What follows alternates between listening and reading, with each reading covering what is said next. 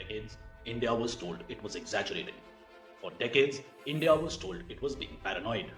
For decades, India was told it must show restraint and that it must be mature and that it must trust the international system. But today, the truth is out. And it comes not from New Delhi, but from Washington's own archives. Hello and welcome.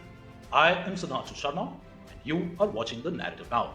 And newly declassified documents from the United States National Security Archive have revealed candid, private conversations between former US President George W. Bush and Russian President Vladimir Putin.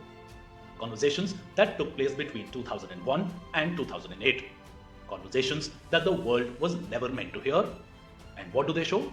They show that even the United States and Russia privately believe what India has been saying publicly for more than 30 years.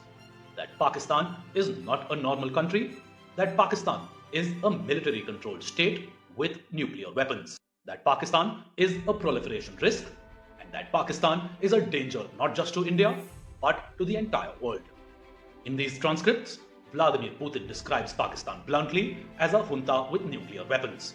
He questions why the West continues to pretend Pakistan is a democracy when power rests firmly with generals, not civilians. He questions why the world looks away while a deeply unstable state sits on a growing nuclear arsenal. And George W. Bush did not disagree.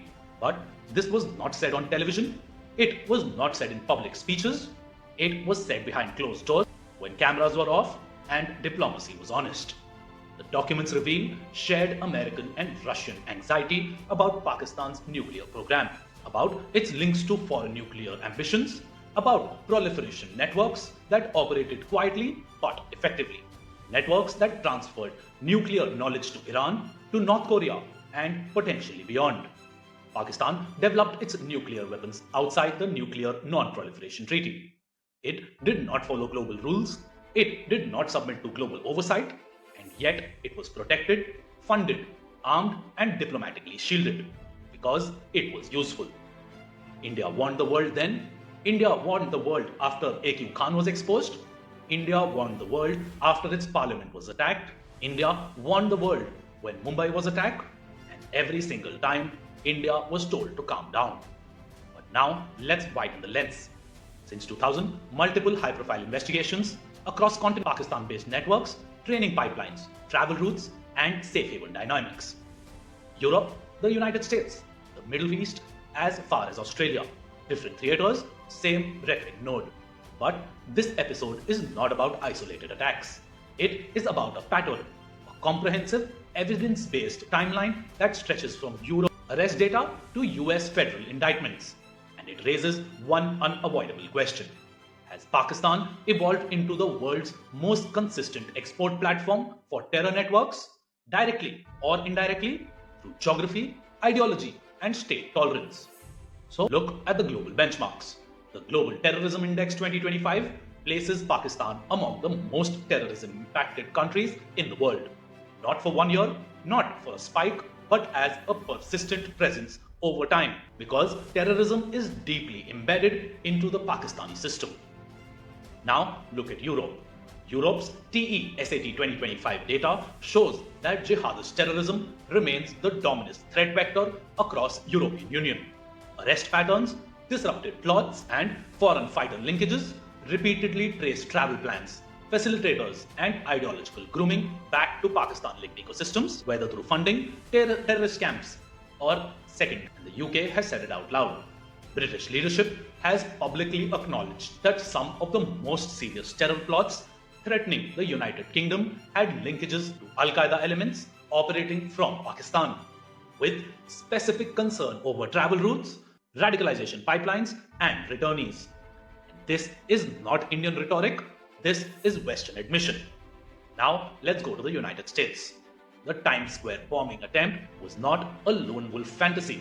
US Department of Justice filings alleged explosive training in Waziristan with facilitation by the Pakistan Army.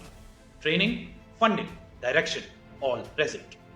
Again, not an allegation from India, an allegation in American federal court. And then there is Abbottabad, where Osama bin Laden was not found living in a cave, He was not found living in a war zone. He was found living comfortably for years in a garrison town, walking distance from Pakistan's premier military academy. Abbottabad was not an intelligence failure, it was a global credibility rupture. Because after Abbottabad, plausible deniability for Pakistan died. But still the world forgives.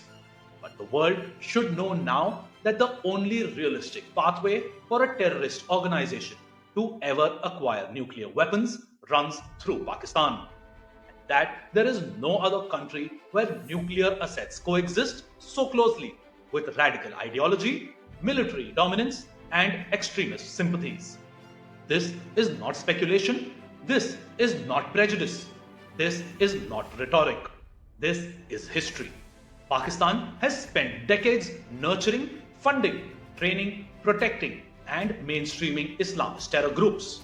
Groups that openly declare jihad, groups that glorify martyrdom, groups that see mass death not as tragedy but as victory. India has not studied Islamic terrorism in textbooks. India has lived it. India has buried victims of it. And India has fought it for centuries, watched it evolve, adapt, and mutate. From medieval invasions to modern jihadist networks, from swords to suicide vests, from madrasas to encrypted apps, from barbarians to educated doctors. India has seen the full arc of Islamist extremism. And today, that extremism exists in a nuclear armed state where radicalization is not marginal but systemic. So let's stop lying to ourselves. Because when a society is radicalized at scale, when blasphemy laws dominate law and order, when mobs decide justice, when clerics shape politics, and when terrorists are celebrated as heroes, nuclear escalation is not a far-fetched scenario, it is a logical risk. And that is why the Bush and Putin conversations matter, because they expose the hypocrisy of the West. While publicly Pakistan remains an ally, privately it is a nightmare. Publicly, while Pakistan is necessary for the West, privately it is considered dangerous. While publicly Pakistan is defended in the UN, but privately Pakistan is probably feared by the West. And India was never wrong. India was simply ignored. And now the question the world must answer is simple. If you truly want to fight terrorism, why do you keep avoiding the source? If you truly care about nuclear safety, why do you keep shielding the most irresponsible nuclear state? If you truly want global stability, why do you keep pretending that Pakistan is a victim rather than a perpetrator? Because the center of global terrorism is not ideological debates in Western studios, it is not sanitized language. It is Pakistan. And until Pakistan is confronted, not cuddled, terrorism will survive. Until Pakistan is pressured, not pampered, terrorism will continue. And until Pakistan is forced to dismantle its terror ecosystem, the world will remain one radical miscalculation away from catastrophe. But history has a way of catching up. And today, the archives of the United States have confirmed what India has always said. But the world still does not listen. Because the world chooses convenience over courage, and the consequences are just beginning to unfold. But the question is no longer whether India was right. The question is how long the world can afford to remain in denial. And that is the narrative now.